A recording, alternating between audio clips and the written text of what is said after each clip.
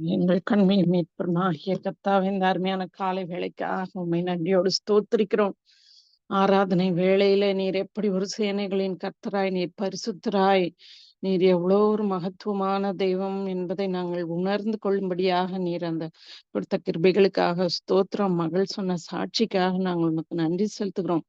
ஆராய்ந்து முடியாத பெரிய காரியங்களை, எண்ணி முடியாத அதிசயங்களை எங்களுடைய வாழ்க்கையில செய்கிறவர் ஆண்டவரே. நாங்கள் நினைப்பதற்கும் நாங்கள் வேண்டிக் கொள்வதற்கும் மிகவும் அதிகமா எங்களிலே கிரியை செய்கிறவர் என்பதை ஒவ்வொரு விசையும் எங்களுடைய வாழ்க்கையில எத்தனையோ பிரச்சனைகள், போராட்டங்கள், கண்ணீர்கள் வரும்பொழுதும் நான் கர்த்தர், நான் போதுமானவர், நான் சகலத்தையும் செய்ய வல்லவர், நான் தடைகளை தகர்க்கிற தெய்வம் என்பதை, நீர் எவ்வளவு ஆச்சரியமான தேவன் என்பதை நாங்கள் ஒவ்வொருவரும் எங்களுடைய வாழ்க்கையில அனுபவித்திருக்கிறோம். மகளுடைய வாழ்க்கையிலையும் நீர் அப்படியே செய்து முகத்துல இருக்கிற அந்த கண்ணீரை எல்லாம் துடைத்து அதை ஆனந்த களிப்பாய் நீர் மாற்ற வல்லவர் என்பதை நாங்கள் கூட சாட்சியாக கேட்கும்படியான கிருபைகளை நீங்க கொடுத்தீங்க. அதுக்காக நாங்கள் உமக்கு நன்றி செலுத்துகிறோம். நீர் அப்படியே எங்கள் ஒவ்வொருவருடைய வாழ்க்கையிலும் நீங்க இருக்கிறீங்க ஆண்டவரே. அதற்காக நன்றி, நன்றி, நன்றி, நன்றி ஆண்டவரே, நன்றி. இன்னும் முடியாத காரியங்கள் இருக்கிறது, டிலே ஆகுற மாதிரி இருக்குது. ஆனா அதையும் நீர் முடிய பண்ணுவீர்.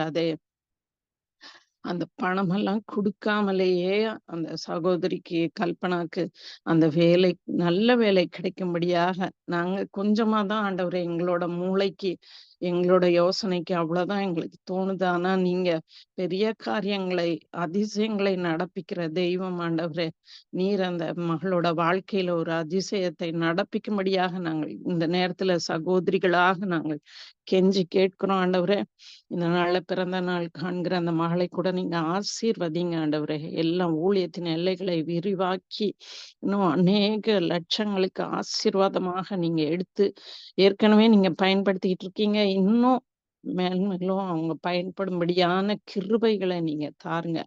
வரங்களினால நீங்க அலங்கரிங்க, அபிஷேகித்து ஆசீர்வதிங்க. குடும்ப வாழ்க்கையை நீர் ஆசீர்வதித்திருக்கிறீர்.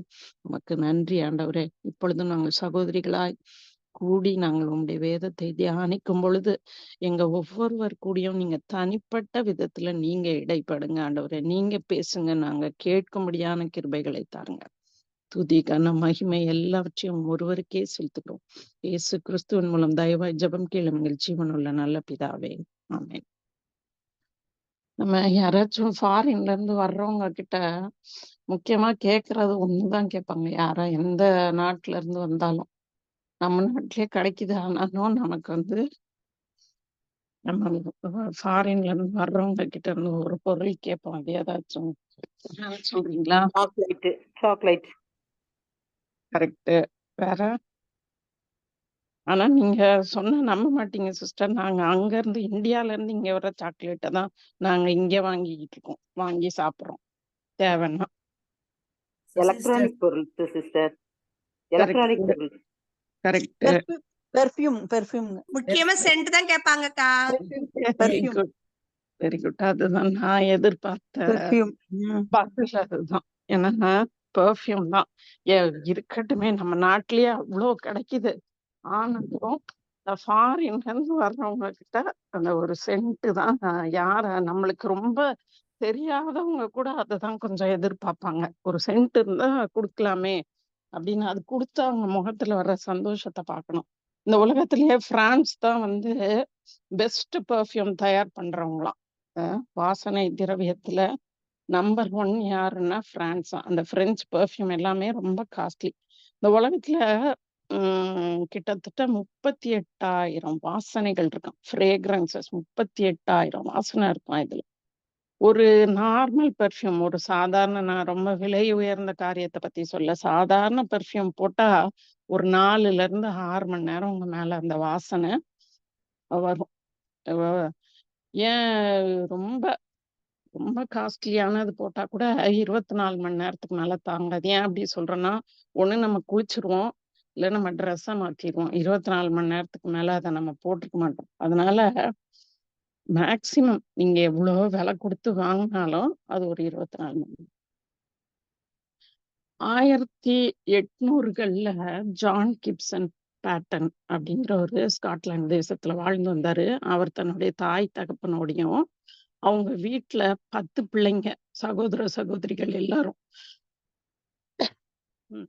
அவங்க ஒரு 3 ரூம் 3 ரூம் இருக்கிற ஒரு காட்டேஜ்ல அங்கெல்லாம் காட்டேஜ்ன்னு தானே சொல்லுவாங்க. அந்த அந்த மாரி காட்டேஜ்ன்ற அந்த வீட்ல வந்து அவங்க வாழ்ந்து வந்தாங்க. அவங்க அப்பா ஒரு சின்ன வேலை தான் பார்த்துக்கிட்டு வந்தாரு. சாக்ஸ் செய்ற வேலை. அ அது அந்த காலத்துல அப்ப நெறைய பேர் செஞ்சிருக்கிறாங்க. அது அவரும் செஞ்சிருக்கிறாரு அந்த வேலை. ஒரு பெரிய வருமானம் கிடையாது. அந்த 10 பிள்ளைங்களுக்கு சரியா இருக்கும். அந்த அவரோட மினிமம் தேவைக்கு அது போதுமானதா இருக்கும். அவரு ஒரு நாள்ல பல தடவைகள்ல அந்த 3 ரூம் இருக்கிற 12 பேர் இருக்கிற அந்த வீட்ல ஒரு சின்ன மூலையில அவங்க அப்பா அந்த கதவ தாளிட்டு உள்ள போய் இருந்தார்ன்னா, அந்த 10 பிள்ளைங்களுக்கும் தெரியுமா, தன்னுடைய தகப்பன் போயி உள்ள ஜெபிக்கிறாருன்னு. அத ஒரு நாளையில அவர் பல தடவ செய்வாராம். அவரு வெளியில வரும்போது, அவரோட முகம் வந்து அவ்வளோ ஒரு பிரகாசமா இருக்குமாம். அப்படி ஒரு சின்ன பிள்ளையோட ஒரு சிரிப்பு அந்த முகத்துல இருக்குமாம். ஒரு 12 பேர் இருக்கிற வீட்ல ஒரு தேவைகள நெனச்சு பாருங்க. ஆனா, அவர் எவ்ரி டைம் உள்ள போய் ஜெபித்து, இந்த ஆண்டவருடைய பிரசன்னம் வந்து அவரோட முகத்துல தெரியுமா, அவரோட சிரிப்புல தெரியுமா. இது இப்படி பார்த்து வளர்ந்தவர் தான் அந்த ஜான் கிப்சன் பேட்டன். ஒ அவர் பள்ளி படிப்பெல்லாம் முடிச்சுட்டு ஒரு இந்த சுவிசேஷ கைப்பிரதின்னு சொல்றோம்ல, நம்ம ட்ராக்ஸ் குடுக்கறது. அந்த அதுக்கே அந்த காலத்துலலாம் ட்ரெய்னிங். அது குடுக்கறதுக்கே ட்ரெய்னிங்க்கு போணும் போல. அவர் ஸ்காட்லாண்ட்லேருந்து கிளாஸ்கோக்கு போணுமாம். அதுக்கு 1 வருஷம் ட்ரெய்னிங்க்கு ஒரு சின்ன பையன் ஒரு எளிமையான குடும்பத்துலருந்து போறாரு. வழியெல்லாம் நடந்து 6 மைல் தூரம் அவங்க அப்பா அ வ முடிஞ்ச அளவு இந்த ஸ்டேஷனுக்கு ட்ரெயின பிடிக்கிறதுக்கே அவ்வளோ தூரம் அவங்க நடந்து போணும் போல இருக்கு. அப்ப அவங்க அப்பா கொஞ்ச நேரம் பேசினாராம். அதுக்கு மேல அவரால பேச முடியலையாம். பையன் இப்படி பிரிஞ்சு 1 வருஷம் ட்ரெய்னிங் போறானேன்னு போனாராம். அந்த அவங்க அப்பா அப்படி பிரிஞ்சு போம்போது இவரோட கண்ல அப்படியே கண்ணீரா கொட்டுச்சாம். அவரு அந்த அந்த நேரத்துல என்ன சொன்னாராம், ஒரு வாலிபன் சொன்னாராம், "இந்த மாதிரி கடவுளோட நடக்கிற இந்த தகப்பன, நான் என் வாழ்நாள்ல எந்த நாள்லயும் அவர நான் துக்கப்படுத்துற மாரி நடந்துக்கவே மாட்டேன்." அப்படின்னு சொல்லி ஒரு பொருத்தன பண்ணாரு. பின் நாட்கள்ல அவரு வனுவாட்டு அப்படிங்கிற ஒரு ஐலேண்ட்ல போய் ஒரு பெரிய அவரோட 3 சந்ததிகளா அந்த இடத்துல ஒரு பெரிய மிஷனரிகளா அவரு இருந்தாங்க. இதுக்கெல்லாம் விதை யாருன்னு பார்த்தா, அந்த தகப்பனாரோட அவரோட வாழ்க்கை. அது அதேபோல வாட்ச்மேன் நீ நான் முன்னாடியே கூட ஒரு வேளை சொல்லியிருந்திருக்கலாம். அ வாட்ச்மேன் நீ வந்து ஒரு பெரிய சைனீஸ் அ கடவுளோட மனுஷன். சைனாலருந்து எழுப்புன ஒரு பெரிய தேவ மனுஷன் வந்து வாட்ச்மேன் நீ. அவர் எப்படி ரட்சிக்கப்பட்டாருன்னா, அவங்க அம்மா பேர் வந்து பீஸ்லின். அவங்க எப்படின்னா ஒரு லட்சிய பெண்மணி. நான் எதையாவது சாதிக்கணும். இந்த உலகத்துல சாதிக்கணும். 4 பேர் என்ன மதிக்கணும். நான் இந்த சொசைட்டில ஒரு பெரிய ஆளா இருக்கணும். அப்டின்னே எப்போதும் நெனைப்பாங்களாம். ஆனா, அவங்களுக்கு அப்டி கல்யாணம் பண்ணி, அ பிள்ளைங்க எல்லாம் பிறந்த உடனே அந்த அந்த லட்சியமெல்லாம் ஒண்ணும் அதெல்லாம் ஃபாலோ பண்ண முடியல. அதனால எப்போதும் ஒரு வெறுப்பா, ஒரு கசப்பா இருப்பாங்களாம். இந்த பிள்ளைங்கள காலையில எந்திரிச்சா இதுங்களுக்கு இந்த பிள்ளைங்கள பார்க்க வேண்டியதா இருக்கு.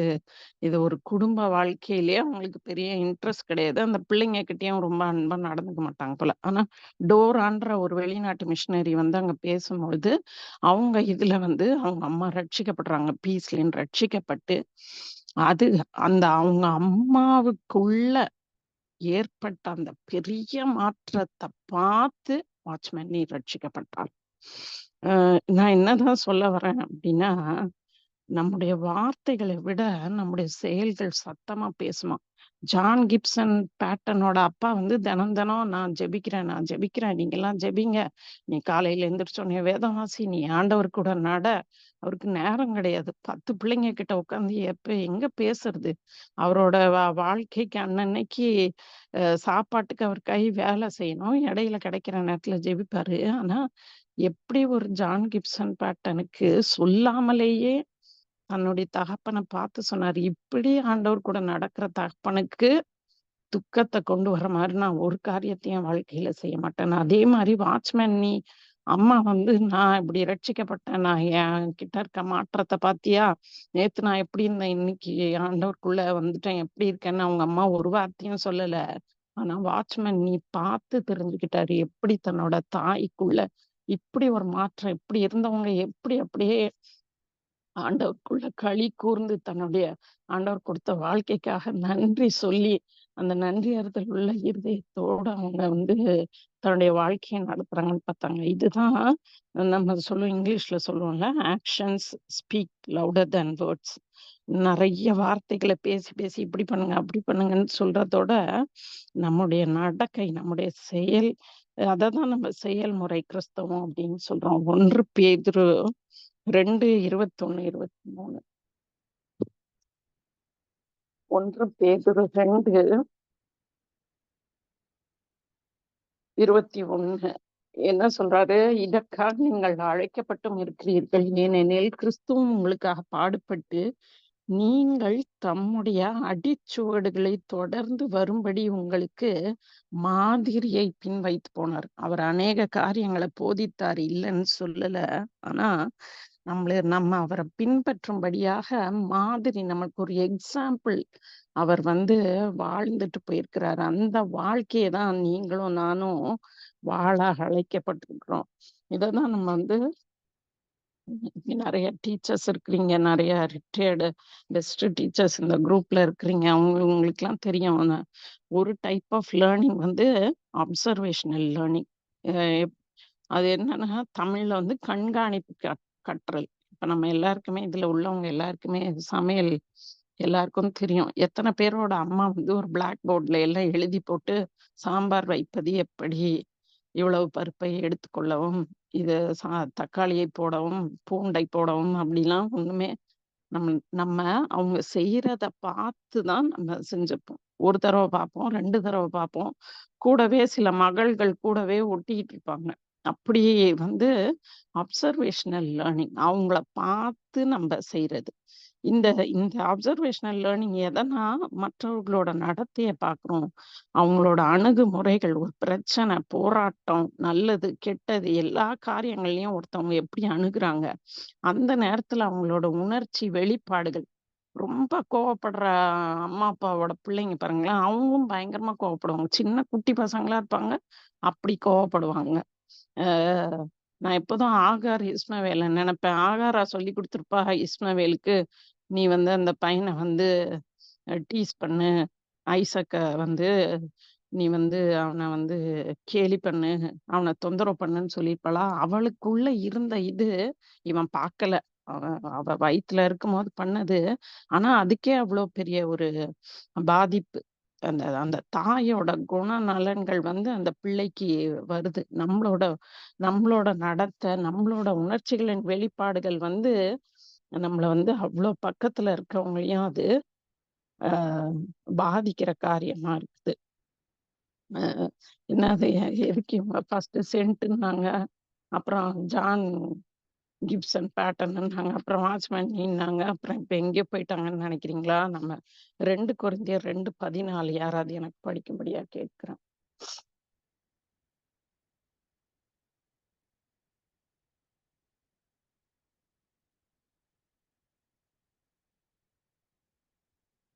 கிறிஸ்துவுக்குள் கிறிஸ்துவுக்குள் எப்பொழுதும் எங்களை வெற்றி சிறக்க பண்ணி எல்லா இடங்களிலேயும் எங்களைக் கொண்டு அவரை அறிகிற அறிவின் வாசனை வெளிப்படுத்துகிற தேவனுக்கு ஸ்தோத்திரம்.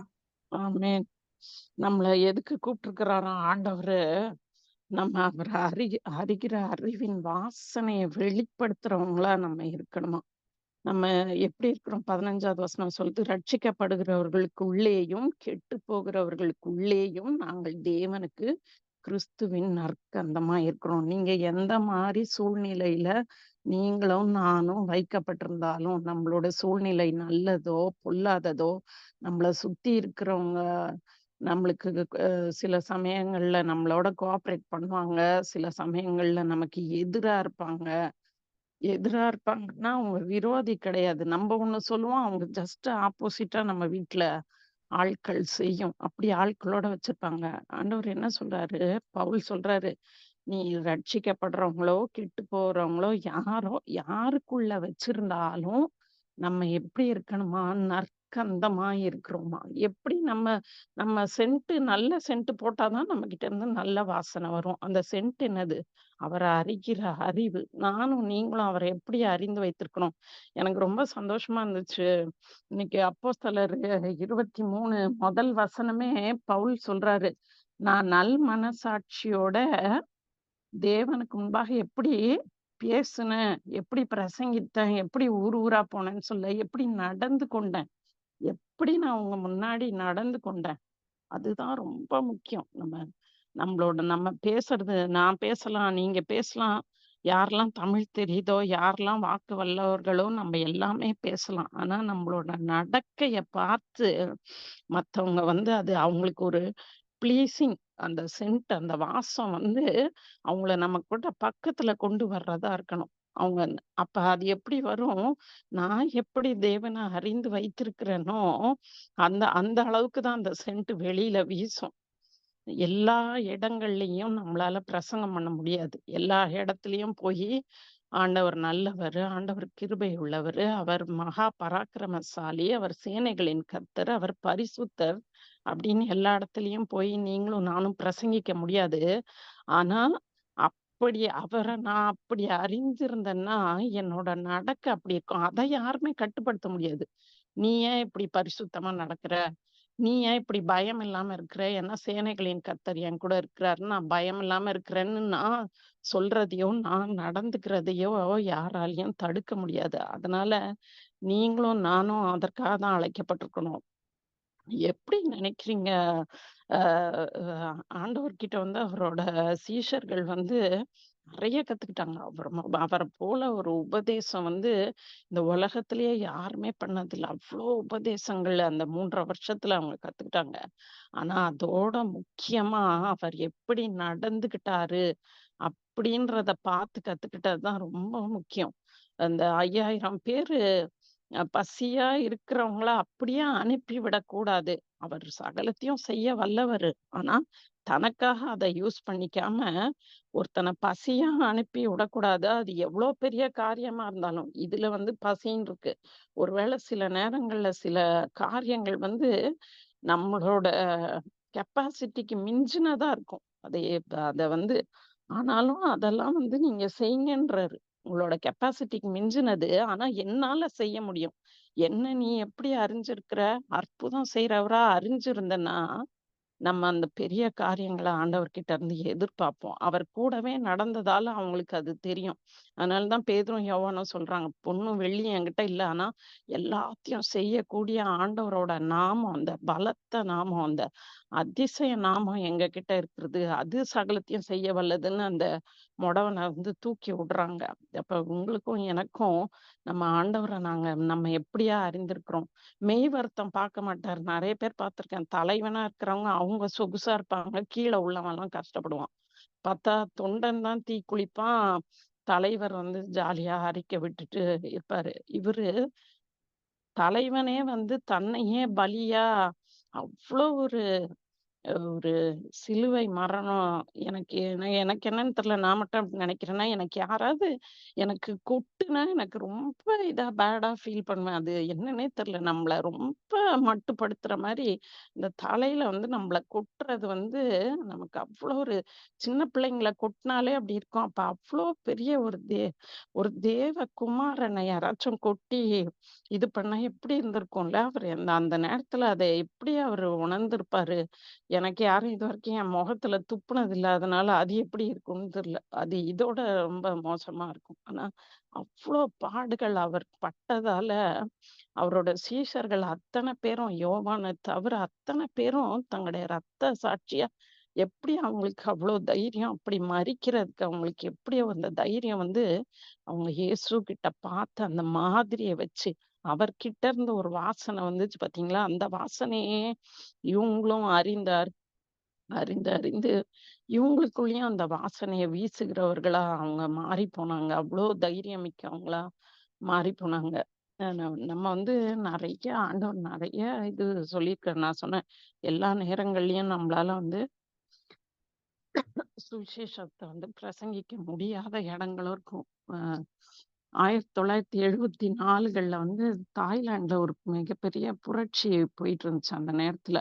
மலேசியால அந்த புரட்சி முஸ்லிம்ஸால ஸ்டார்ட் பண்ணப்பட்டு, அது தாய்லாந்துக்குள்ளேயும் வந்தது. அந்த நேரத்துல மின்கா அண்ட் மார்கரெட் அப்படின்னு ஒரு 2 நர்சஸ் ஓவர்சீஸ் மிஷனரி ஃபெலோஷிப்ல இருந்து அவங்க வந்து இந்த ஆல்ரெடி தாய்லாந்துல கிட்டத்தட்ட 16 வருஷமா அவங்க வந்து நர்சஸா ஊழியம் பார்த்துட்டு இருக்கிறாங்க. அவங்கலாம் எப்படின்னா, அவங்க டச்சு இந்த மின்காவும் மார்கரெட்டும் 6 அடி இருப்பாங்களாம். அவ்ளோ உயரமான பெண்கள். இந்த என்ன எதுக்கு வந்தாங்க? இங்க யார்கிட்டயும் அவங்க பிரசங்கமெல்லாம் ஒண்ணுமே பண்ணல. அ என்ன சொல்றாரு ஆண்டவரு? குஷ்டரோகிகளை சொஸ்தமாக்குங்கள்னு சொல்றார்ல. அந்த ஒரு அந்த இதுக்கு கீழ்ப்படிஞ்சு மத்தேயு 10ஆம் அதிகாரம் 5ல இருந்து 8 போய் வாசித்தீங்கன்னா தெரியும். அந்த உபதேசத்துக்கு ஆண்டவரோட இதுக்கு கீழ்ப்படிஞ்சு அங்க போய் அவங்களோட வேலை ஒண்ணே ஒண்ணுதான். இந்த குஷ்டரோகிகளோட அந்த புண்ண வந்து கழுவி சுத்தப்படுத்தி ட்ரெஸ்ஸிங் பண்ணி அது வந்து சுகமாக்கணும். அது மட்டும் தான் 16 வருஷமா பண்ணிட்டு இருந்தாங்க. அது எவ்ளோ நாத்தமா இருக்கும்னு எனக்கு சொல்ல தெரியல. உங்களுக்கு தெரியும், நான் நர்சிங் படிச்சிருக்கிறேன். ஸ்டான்லி ஹாஸ்பிட்டல்ல ஒரு டயபெட்டிக் ஃபுட் வார்டுன்னு இருக்கு. டாக்டர் புஷ்பலதாக்கெல்லாம் நல்ல அவங்களுக்கெல்லாம் அது நிச்சயம் தெரியும். அந்த டயபெட்டிக் ஃபுட் வார்டுன்னு நான் சொல்றது அதுக்குள்ள போம்போதே அப்படி கொமட்டிக்கிட்டு வரும். நம்மளால இப்பதான் எல்லாரும் நம்ம மாஸ்க் வச்சிருக்கோம். அப்ப நாங்க வச்சிருப்போம். ஏதாவது ரொம்ப இந்த ப்ரொசீஜருக்கு மட்டும் தான் மாஸ்க் போடுவோம். மத்தபடி இந்த மாரி சும்மா வார்டுலலாம் மாஸ்க் போட்டுருக்க மாட்டோம். ஆனா என்னால அந்த மாஸ்கே போடாமயே இருக்க முடியாது. ஏன்னா அப்படியே ஒமட்டி, ஒமட்டி கண்லலாம் தண்ணியா வரும். அந்த புண்ணு அவ்ளோ நாற்றம் எடுக்கிற புண்ணு. அப்ப அந்த குஷ்டரோகிகளோட அந்த புண்ண வந்து அ இந்த அவங்க ட்ரீட் பண்ற வேலைய தான் பார்த்துட்டு இருந்தாங்க. அந்த நேரத்துல நான் சொன்ன மாரி இந்த போராளிகள், இந்த முஸ்லிம் போராளிகள் வந்து தாய்லாந்துக்குள்ள வந்துட்டாங்க. தாய்லாந்துக்குள்ள வந்தவங்க, இவங்க 2 பேரையும் சிறை பிடிச்சுட்டாங்க. இவங்கள கடத்தி, மின்கா, மார்கரெட் அவங்க 2 பேரையும் கடத்தி, அதுக்கப்புறம் அவங்களோட ஆர்கனைசேஷன் அந்த ஓவர்சீஸ் மிஷனரி ஃபெலோஷிப் கிட்ட சொல்றாங்க. நான் உங்களோட 2 மிஷனரிய நாங்க புடிச்சு வச்சிருக்கிறோம். எவ்வளவோ பில்லியன் பணம் கேட்கறாங்க. அதுக்கப்புறம் ஒரு லெட்டர் கேட்கறாங்க. நாங்க வந்து அமெரிக்காவும், பிரிட்டனும் இவங்க 2 பேரும் வேற வேற தேசத்த சேர்ந்தவங்க. ஒருத்தவங்க பிரிட்டிஷ், ஒருத்தவங்க டச்சுன்னு சொன்னேன்ல. அவங்க அவங்களும் இன்னொருத்தவங்களும் வேற வேற தேசம். நீங்க 2 தேசமும் நாங்க வந்து இந்த கவர்மெண்ட்க்கு சப்போர்ட் பண்ண மாட்டோம்னு ஒரு லெட்டர் குடுங்க. இந்த 2மே வந்து இந்த மிஷனரி பாலிசிஸ் அவங்க அந்த ஆர்கனைசேஷனோட பாலிசிக்கு வந்து அது எதிரானது. யாருக்காகவும் நாங்க பிணைத் தொகை குடுத்து அவங்கள நாங்க ரிலீஸ் பண்ண மாட்டோம். ஏன்னா, ஒவ்வொரு மிஷனரிக்கும் இப்படி பிணைத் தொகை குடுத்தா, திருப்பி எல்லா மிஷனரியும் பிடிக்க ஆரம்பிச்சுருவாங்க. அதுவே அவங்களுக்கு ஒரு பெரிய ஆபத்தா போயிரும். அதனால அந்த லெட்டர் நாங்க வந்து அரசியல் தலையீடு கிடையாது. நாங்க வந்து இயேசுவ நாங்க அ வ அ அ இது பண்றோம். இயேசுவ சுவிசேஷமா அறிவிக்கிறோம். அதுதான் எங்களோட வேலையே தவிர, இது எங்களோட இது இல்லன்னு அவங்க கைய விரிச்சுட்டாங்க. பேசிலாம் பார்த்தாங்க. ஒண்ணும் இல்ல. கடைசியில பார்த்தா, அவங்க கொஞ்சம் லெட்டர் போட்டுக்கிட்டு இருந்தாங்க. எங்கள இப்படி புடிச்சு வச்சிருக்காங்க, அப்படி இப்படின்னு. ஆனா காமா இருந்தாங்க. ஒ ஒரு சில நாட்கள் கழிச்சு அந்த லெட்டர் வர்றதே ஸ்டாப் ஆயிருச்சு. அப்பதான் தெரிஞ்சது இவங்க 2 பேரையும் கொலை செய்யப்பட்டார்கள். அப்புறம் இவங்க ரொம்ப நாள் கழிச்சு ஒரு மலேசியன் வந்து ஒத்துக்கிட்டாராம். நான் தான் உங்கள 2 பேரையும் தலையில சுட்டேன் அப்படின்னு சொன்னாராம். அதுக்கப்புறம் அவங்களோட எலும்புகள எல்லாம் தோண்டி எடுத்தப்ப, ஹிந்து, முஸ்லிம், புத்திஸ்ட் யாரெல்லாம் அந்த மலேசியா ஃபுல்லா, அந்த தாய்லாந்து ஃபுல்லா எவ்ளோ ஜனங்கள் இருந்தாங்களோ, அத்தன பேரும் வந்து அவங்களுக்கு அஞ்சலி செலுத்துனாங்களாம். அதுல ஒரு மனுஷன் சொன்னாராம், இவங்க 2 பேரும் எனக்கு இயேசு நல்லவர்னோ, இயேசுவ விசுவாசினோ எதுவுமே சொல்லல. ஆனா அந்த நாத்தம் எடுத்த என்னோட கால அந்த அம்மா இந்த ஃபாரின்லேருந்து வந்த அந்த அம்மா தான் மடி மேல வச்சு, அந்த புண்ண சுத்தம் பண்ணாங்க. அதுல நான் சொஸ்தமானேன்னு. அப்ப அந்த மின்காவும், மார்கரெட்டும் ஆண்டவர அறிகிற அறிவு அவங்க கிட்ட இருந்து எப்படி ஒரு வாசனையா வெளிப்பட்டிருந்ததுன்னா, எவ்ளோ பொல்லாத மனுஷரையும் அது மாற்றக்கூடிய அவ்ளோ ஒரு வல்லமை உள்ள அந்த அந்த சென்ட் அவ்ளோ பவர்ஃபுல்லா இருந்தது. அதேதான் ஆண்டவர் நம்மளுக்கு ஒரு மாதிரிய வச்சு போயிருக்கிறாரு. அ நம்ம சொல்றத காட்டிலும் நம்ம செஞ்சு காட்டுறது தான் ரொம்ப இது. ஆண்டவர் சொல்லலாம். ஆண்டவர் வந்து ஓய்வில்லாம ஓடுனாரு. பசி, தூக்கம். அதனால தான் பவுல் சொல்றாரு, "சமயம் வாய்த்தாலும் வாய்க்காவிட்டாலும் சுவிசேஷத்த ஜாக்கிரதையா பிரசங்கம் பண்ணு." ஒரு ஒரு சமாரிய ஸ்திரீக்காக அந்த வெயில்ல பசியோட போவாரு. களைப்பா இருந்தாலும் அந்த பசியா போவாரு. மத்தவங்கள போங்கன்னு அனுப்பி விட்டுட்டு தான் வீட்டுக்குள்ள இருக்கிறதில்ல. தானே மற்றவர்களுக்கு முன்மாதிரியா வைத்து போனாரு. அப்பதானே உங்களுக்கு தெரியும் அவர் எவ்வளோ இரக்கமுள்ளவரு, அவர் நம்மளோட மீட்பரு, அவர் அன்புள்ளவர்ன்னு நம்ம எப்படி தெரிஞ்சுக்கிறது? அவரோட மாதிரிய வச்சு தான் தெரிஞ்சுக்கிறேன். நான் அவர அறிந்திருக்கிறேன்னு சொல்லியும், நான் அப்படி செய்யலன்னா எனக்கு ஐயோ! ஏன்னா நெறைய பேர் சொல்லுவாங்க தெரியுமா? "வாயி சக்கரை, கையி கருணக்கிழங்குன்னு." வாயில பேச்சு, அவ்ளோ பேச்சு. ஆனா ஒரு காரியத்த செய்யணும்னு வரும்போது, அவங்களுக்கு மனசே வராது. அப்படிப்பட்ட கிறிஸ்தவர்களா நம்ம இருந்துறக்கூடாது. நான் முன்னாடியே சொல்லியிருக்கிறேன், வாட்ச்மேன் நீங்க வந்து அ பயங்கரமான உபத்திரவத்துக்குள்ள இது பண்ணி அவர வந்து சிறையில போட்டாங்க. ஃபர்ஸ்ட்டு என்ன பண்ணாரு, குட்டி குட்டி வாயால அது சின்ன சின்ன தாள்ல எழுதி போடுவாரு. அ "இயேசு நல்லவர், இயேசு தான் ஒரே ரட்சகர்.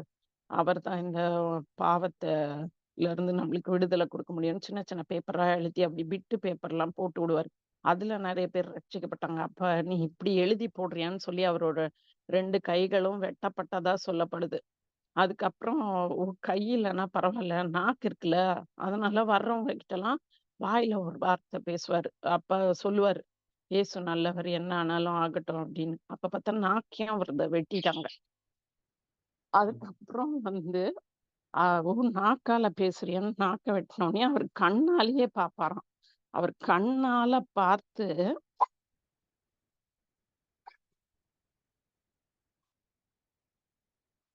கண்ணாலேயே பார்த்து வந்து அநேகர் அந்த அவரோட அந்த கண்ல தெரிஞ்ச அந்த அன்ப வைத்தே அநேகர் ரட்சிக்கப்பட்டாங்களாம். அப்ப அந்த நேரத்துல அவரோட கண்ணும் பிடுங்கப்பட்டதுன்னு சொல்றாங்க. அப்ப எப்படி அந்த கிறிஸ்துவ தான் அறிந்திருக்கிறதுனால அத சொல்லாம இருக்கக்கூடாது. அவர் அந்த அறிகிற அறிவின் வாசனைய வெளிப்படுத்தாம அவரால இருக்கவே முடியல. அதே மாரி தான் நீங்களும் நானும் எல்லாமே அழைக்கப்பட்டுட்டோம். பொய் சொல்லாத, பொய் சொல்லாதன்னு சொல்றதோட, நம்ம பொய் சொல்லாம இருந்து காட்டுறது தான் அத நம்ம பிள்ளைங்க நம்மகிட்ட பார்க்கணும். எப்படி ஜான் கிப்சன் பேட்டனோட அப்பா கிட்ட அத பார்த்தாங்களோ, நம்ம கிட்டயும் நம்மளோட குணநலன்கள பார்த்து தான், நம்மளோட ஒரு சாட்சியுள்ள வாழ்க்கைய பார்த்து தான், மற்றவங்க வந்து அந்த அந்த நற்கந்தத்த அவங்களால அனுபவிக்க முடியும். அவங்களும் மாற முடியும்.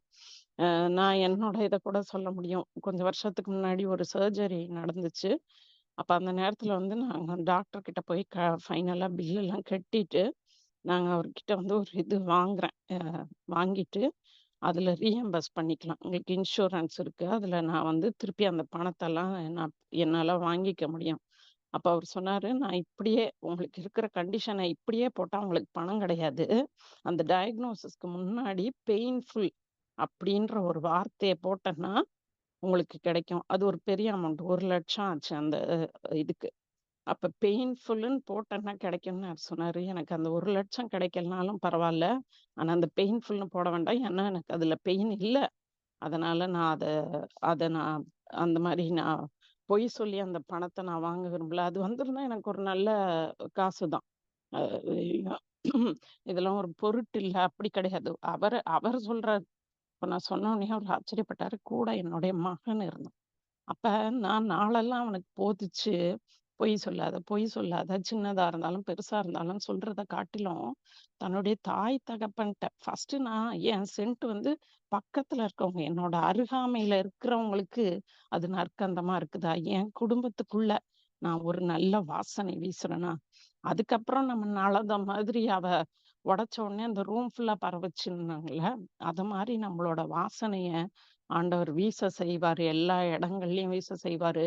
அது அந்த வாசனையோட நான் சொன்னேன் எவ்வளோ பெரிய எக்ஸ்பென்சிவ் சென்ட்டும் 24 மணி நேரம் தாங்காதுன்னு. ஆனா, நான் ஆண்டவர நான் எப்படியா அறிந்து வைத்திருக்கிறேனோ, எவ்வளோ வைராக்கியமா இருக்கிறேனோ, நான் அந்த வாசனைய நான் வீசும்போது, அந்த அளவுக்கு அது பவர்ஃபுல்லா இருக்கும். அது அவ்வளோ என்னோட வாழ்க்கை ஃபுல்லா, நான் அந்த பூமியில இருக்கிற வாழ்க்கை ஃபுல்லா அது எனக்குள்ள வீசும். நானும் நீங்களும் அதுதான் ரொம்ப கவனமா இருக்கணும். நம்முடைய தாவீது ஆண்டவரோட இதுக்கு ரொம்ப ஏற்ற மனுஷன். ஆனா இந்த ஒரு செத்த ஈ பரிமள தைலத்தை நார பண்ணுன்ற மாதிரி அவன் செய்த ஒரு மதியீனமான காரியம் அவனால அப்சலோம கண்ட்ரோல் பண்ண முடியல. ஓ நீ ஏன் இப்படி விபச்சாரம் பண்ணன்னு ஒரு தகப்பனால கேட்க முடியாது. ஏன்னா அது அப்சலோம் கூட பரவாயில்ல, தாவீது பண்ணது மன்னிக்கவே முடியாது. ஒரு ஒரு நல்ல மனுஷன ஆஹ் அவனை கொல்ற அளவுக்கு அவரோட இது போகும்போது அவருக்கு பிள்ளைய கேட்கறதுக்கு எந்த ரைட்ஸுமே இல்லை. அதனால நீங்களும் நானும் நம்முடைய இதுல ரொம்ப ஜாக்கிரதையா நம்ம இருக்கணும். இது சொல்லி முடிக்கிறேன். இவர் ப- பவுல் அவ்வளோ ஒரு அறிவு அவருக்கு. அதனாலதான் ஞானம், அறிவுன்றது உலக பிரகாரமா கிடைக்கக்கூடியதான ஞானம். என்ன என்ன ஞானம் அவருக்கு? பிலிப்பியர் 3:7-8. பிலிப்பியர் 3:7-8 சொல்லுது, ஆகிலும் எனக்கு லாபமாய் இருந்தவைகள் எவைகளோ அவைகளை கிறிஸ்துவுக்காக நஷ்டமின்றி எண்ணினேன். அது மாத்திரமல்ல, என் கர்த்தராகிய கிறிஸ்து இயேசுவை அறிகிற அறிவின் மேன்மைக்காக எல்லாவற்றையும் நஷ்டம் என்று எண்ணிக்கொண்டேன். எல்லாத்தையும் கொடுத்து எது நஷ்டப்பட்டாலும் பரவாயில்ல, நான் ஆண்டவரை அறிகிற அறிவை நானும் நீங்களும் அனுதினமும் அடையணும். அறிவை அடைஞ்சா மாத்திரம் பத்தாது. 2 பேதுரு 1:2-8.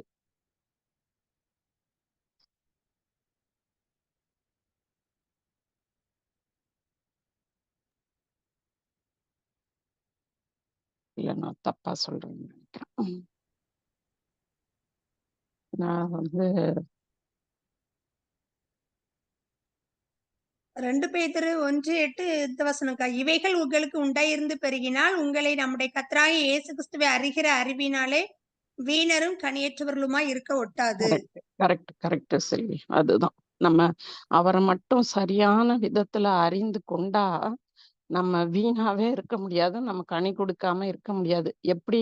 எல்லா இடத்துலயும் நம்மளால போதிக்க முடியாது. ஆனா எல்லா இடத்துலயும் நம்மளுடைய நடக்கைய நம்மளால, கிறிஸ்துவை அறிகிற அறிவு நம்ம கிட்ட இருக்கிறதால நம்முடைய நடக்கைய யாராலையும் ரெஸ்ட்ரிக்ட் பண்ண முடியாது. நீங்க அதுல கிறிஸ்துவ வெளிப்படுத்தியே ஆகணும். நீங்க நீங்க பொய் சொல்ல மாட்டீங்க, உங்ககிட்ட அப்படி அட்ஜஸ்ட்மெண்ட்ஸ் எல்லாம் பண்ண முடியாது, நீங்க குடிக்க மாட்டீங்க, நீங்க பரிசுத்தமா இருப்பீங்க, நீங்க சினிமா பார்க்க மாட்டீங்க. அதெல்லாமே மத்தவங்களுக்கு ஒரு பெரிய ஆச்சரியத்தை கொடுக்கும். அததான் ஆண்டவர் சொல்றாரு, நீங்களும் நானும் நம்முடைய பரிசுத்த நடக்கைய, நம்ம ஆண்டவரை இவர்தான் எப்படி சாத்ராக் மேஷாக் ஆபேத்நேகோ அவரை சர்வ வல்லமை உள்ளவர்னு நம்பினாங்க. அவங்கள ஒரு பெரிய இதுல கொண்டு போய் போட்டாலும் அவங்க எந்த வாசனையோட உள்ள போனாங்களோ அதோட பெரிய வாசனையோட வெளியில எடுத்தாரு. பிசிக்கலாவும் அவங்க மேல எந்த வாசனையும் கெட்டு போகாதபடிக்கு அவங்கள அப்படியே வெளியில ஆண்டவர் ஒரு மகிமையா அவங்கள அந்த இடத்துல திருப்பியும் அவங்கள நிலைநாட்டினாரு. அதேதான் யோபோட வாழ்க்கையிலயும். அவங்க ஒய்ஃபுக்கு பிடிக்கலையாம், அவங்களோட சுவாசம் கூட அவங்களுக்கு பிடிக்கலையாம். ஆனா யோபு அந்த அழுகி போன உடம்புலன்னு சொல்றாரு, அவரு ஆண்டவர் எப்படி அறிந்து வைத்திருக்கிறார்? என் மீட்பர் உயிரோடு இருக்கிறார். ஒண்ணு அவரை மீட்பர்னு அறிந்திருக்கிறார். எப்பேற்பட்ட காரியமா இருந்தாலும் அவர் என்னை மீட்க கூடியவர்னு அறிந்து வைத்திருக்கிறாரு. அவரு ஜீவன் உள்ள தேவன், அவர் உயிரோட இருக்கிறாருன்ற அந்த எண்ணம் இருந்ததால ஆண்டவர் திருப்பி யோபுவ எப்படி, அவரோட பின்னெல்லாமே எப்படி மாறுச்சுன்னு பாக்குறோம். அவரோட பிசிக்கலாவும் அவரை எப்படி ஆண்டவர் திருப்பி எல்லாவற்றையும் கொடுத்து அவரை ஆசீர்வதித்தாருன்னு பாக்குறோம். அதனால நீங்களும் நானும் நிறைய பேச முடியாத இடங்கள் இருக்கலாம். ஆனா அவரோட நீங்க நீங்க உங்களை யாரும் சொல்ல முடியாது, உங்க சென்ட் வாசனை எனக்கு பிடிக்கல, கிட்ட வராதீங்க அப்படின்னு சொல்ல முடியாது. சென்ட் வாசனைன்றது நீங்க ஏதோ ஒரு பிரயாசம் எடுத்து வர்றதில்லை. நீங்க சென்ட்டை போட்டிருந்தீங்கன்னா அந்த வாசனை வெளியில அடிக்கதான் செய்யும். அது நம்ம கிறிஸ்துவை அறிகிற அறிவுன்ற அந்த நல்ல சென்ட்டை நீங்க போட்டிருக்கும் போது யாராலையும் அந்த வாசனை வீசுறது, அந்த நாம நற்கந்தமா இருக்கிறத தடை செய்ய முடியாது. நானும் நீங்களும் இயேசுவுக்கு நற்கந்தங்களாக எப்பொழுதும் அவருக்கு உத்தம சாட்சிகளாக எல்லா இடத்துலயும் இருக்கும். அப்படி இருக்கும்போது நம்மளே ஆண்டவருக்காக இவ்வளவு வைராகியம் பாராட்டும் போது நம்முடைய காரியங்கள், நம்முடைய தேவைகள் அதெல்லாம் ஆண்டவர் திருப்பி எல்லாத்தையும் சந்திப்பாரு. நேரம் கிடைத்தா 1 தெசலோனிக்கேயர் 3-4 அதிகாரங்களை வீட்டுல இருக்கும்போது வாசித்து பாருங்க. கர்த்தர் தாமே நம்ம ஒவ்வொருவரையும் ஆசீர்வதிப்பாராக.